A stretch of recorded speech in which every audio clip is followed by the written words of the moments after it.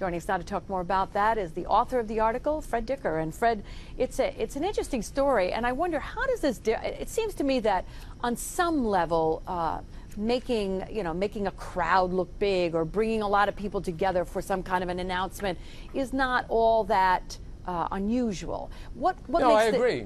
What makes this unusual, I guess, is where I'm going with this. Well, look, to the extent that we in the media can expose the artificiality of politicians, it's a good thing. The public has a right to know. The governor has billed this as a core that's needed in New York. I don't think most New Yorkers thought we needed it. We have a National Guard, we have state police, we have local authorities, first responders. But the governor is claiming that this is something where there's a real need. He said, in fact, that he wanted 100,000 people to participate in this. But apparently very few people are, and therefore they're trying to gin this up. And then in addition to that, it appears to be directly connected to the governor's re-election campaign to give him bragging rights. A new theme that he developed last year, as you may know, is to kind of latch on to the climate change message in the wake of Tropical Storm Sandy and other events that have taken place.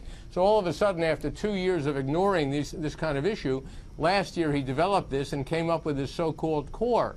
But it appears very few people are interested in it. I know from first responders who've contacted me that many of them see no need for this. They think it's dangerous, not helpful.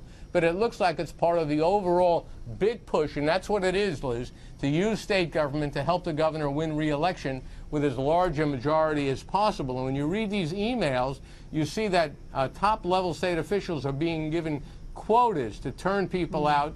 They're being told to use the power of their offices to lean on various groups to make them or get them to participate in this. And they even explicitly say at one point that they'll win brownie points, in effect, by doing this. So I think to the extent that the public can know that what the reality is behind the image that's being put out there, it's certainly a public service. And would you call it real arm twisting then? I mean, is there any quid pro quo? If you don't come, this is what's going to happen? Well, yes, there's arm twisting, not directly a quid pro quo.